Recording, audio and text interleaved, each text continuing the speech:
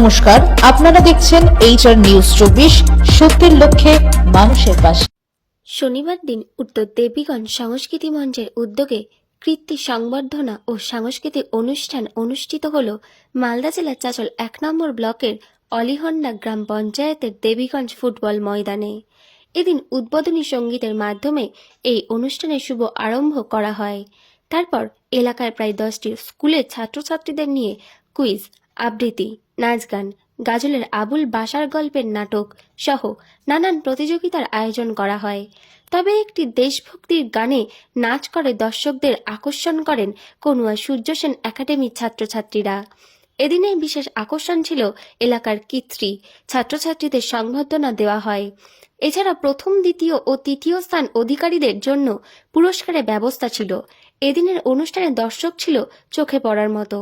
অনুষ্ঠানে বিশেষ অতিথি হিসেবে উপস্থিত ছিলেন চাঁচল সুপার স্পেশালিস্ট হাসপাতালের ভারপ্রাপ্ত super doctor Mohammad Shamim, Chanchal Siddheshwari institution এর সহকারী শিক্ষক পার্থ চক্রবর্তী, চাঁচল কলেজের বাংলা বিভাগের অধ্যাপক মহিদুর রহমান সহ বিশিষ্টজনেরা।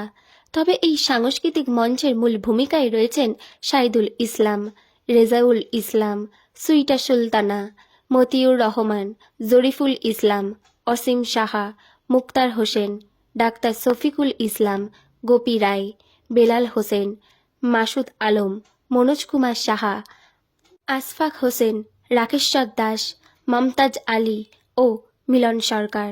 উত্তর দেবীগঞ্জ সাংস্কৃতিক মঞ্চের সহ সম্পাদক মতিউর রহমান বলেন, এবার আমাদের প্রথম সাংস্কৃতিক মঞ্চের উদ্যোগে এলাকার কৃতি ছাত্রছাত্রীদের সংবর্ধনা দেওয়া হলো। পাশাপাশি অত্র এলাকার বিভিন্ন স্কুলের ছাত্রছাত্রীদের নিয়ে নানান অনুষ্ঠান করা হয়। এছাড়াও আমাদের এলাকার বিশিষ্ট জনদের সম্মান জ্ঞাপন করা হয়। খুব ভালোভাবে অনুষ্ঠানটি সফল হয়েছে।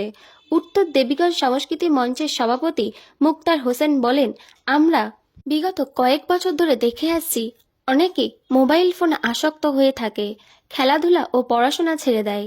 মোবাইল ফোন এখন একটা শিক্ষাক্ষেত্রের জন্য প্রতিযোগিতামূলক হয়ে আসছে। তাই আমরা এই অনুষ্ঠান করে ছাত্রছাত্রীদের এখান থেকে একটাই বার্তা দিচ্ছি, তারা যেন পড়াশোনা ও বিভিন্ন সংস্কৃতি অনুষ্ঠানে এগিয়ে এসে।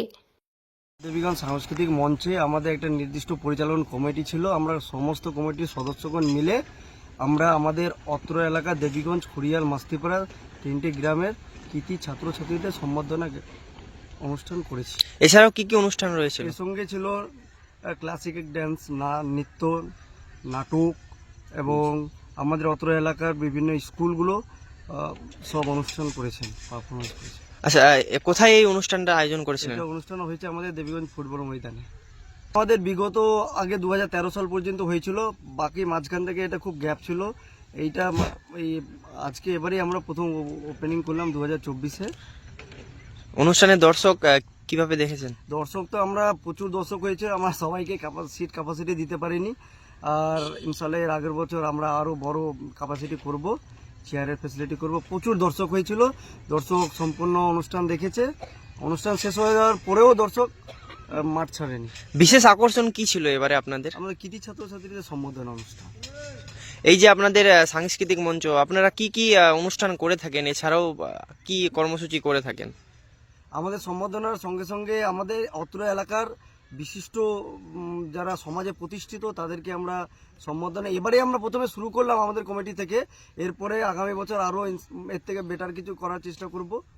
কি নাম আপনার? আমার নাম হচ্ছে মতিউর রহমান। কি দায়িত্বে আছেন? আমি উত্তর দেবীগঞ্জ সাংস্কৃতিক মঞ্চের সহ সম্পাদক। আমরা বিগত দিনে দেখেছি আমরা যে সমাজের যে একটা পরিবেশ, সেই পরিবেশটা কম্পিটিশন, এই যে শিক্ষাক্ষেত্রে যে কম্পিটিশন, সেটা দেখছি আমরা বিলুপ্ত হয়ে যাচ্ছে। সেটাকে জাগ্রত করার জন্য আমরা বেশি বেশি করে এখানে গার্জেনদের আমরা ইনভলভ করেছি, যেন ওরা ছেলে মেয়েদের সময় দিতে পারে, ওর ছেলেও একদিন যে ভবিষ্যৎ গড়বে সেটাই আমরা বার্তা দিতে চাই ওদেরকে। কি নাম আপনার? আমার নাম হচ্ছে মুক্তার হোসেন, কি দায়িত্বে আছেন? সাংস্কৃতিক মঞ্চের আমি সভাপতি।